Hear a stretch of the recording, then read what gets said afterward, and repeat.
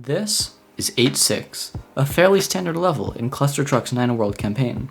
A casual player might expect this level to be easy, and in fact, they'd be right. After getting used to the level's unique challenge, having to jump from truck to truck as they get launched upwards from below, there isn't too much to be concerned about. All you needed was 20 seconds of concentration and you could pass the level with relative ease.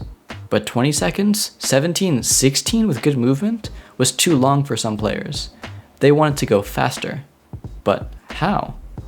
To answer that question, we have to go back in time to September 27th, 2016. On that date, Clustertruck was first released to Steam, and just 3 days later, the game's first any percent speedrun was posted on YouTube by a player named Hidden. At just 25 minutes long, Hidden's run was already far better than one of a casual player. His choice of power-ups were double jump and portable truck, very good choices, and he beat all 90 levels with fewer than 20 deaths. The first speedrun of any game on YouTube is a pretty significant achievement, but I would argue that something far more important happened that day that would change Clustertruck speedrunning forever.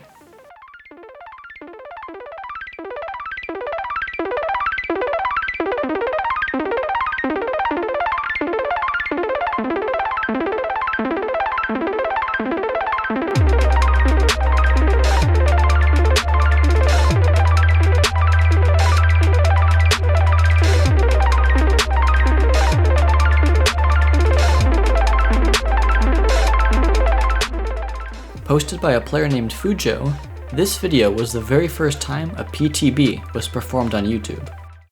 PTB stands for Portable Truck Boost, and is performed with the portable truck ability in a very specific way. When facing a wall, you have to jump into the air and throw your projectile towards that wall, which spawns a truck where it lands. This truck will spawn slightly inside the wall, and to undo this, it pushes itself out of the wall at a high speed for a very short amount of time. If you're positioned just right in the air, this momentary push will launch you extremely far in the opposite direction. This discovery, simply a safety measure in the game's code, changed how runners handle many of the levels in their Clustertruck speedruns. And 8-6 is one of those levels. This trick lets speedrunners beat some of the game's hardest levels in a fraction of the time, and has cut minutes off of the top runners' times. But one level requires much more than just a simple PTB.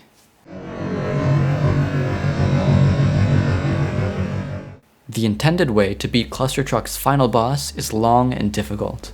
You have to jump across trucks while avoiding its crushing arm, climb up its entire body, and press the green button on its head.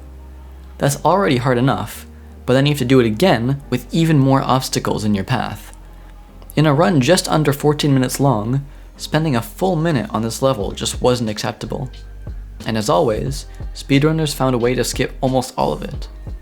This is a pause portable truck boost, a seemingly simple addition to the regular PTB. You just pause while the truck is pushing itself away from the wall. Easy, right? But here's what happens if you press pause just a bit too soon, right when the truck spawns.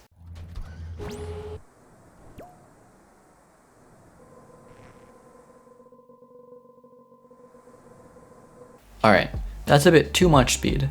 But if you press pause just a bit later, you get the boost of the pause buffer without getting sent into the stratosphere. And now, skipping Clustertruck's final boss. First, you have to PPTB off of the edge of the starting truck, launching directly up and surpassing the height of the button. Instead of landing on the button, which just starts the second phase, you have to carefully maneuver yourself and hit the side of the button. Why? Well, whenever you press the button, you're launched into the air to start the second phase. But by hitting the side of the button instead of the top, being launched upwards actually keeps you inside of the button's hitbox for a bit longer as you're moving up. This period means that the button actually triggers a second time, beating the boss fight in only one cycle. And the world record run pulls all of this off on the very first try.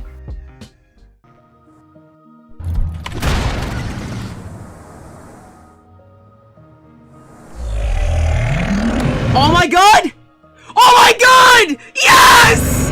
Yes! Yes! It didn't kill it!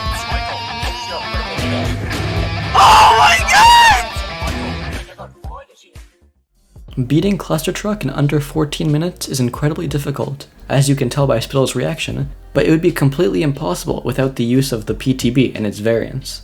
If there's a speedrun strat for any speed game that you think I should cover next, please leave those ideas in the comment section. Thank you so much for watching, I'll see you next time. Peace.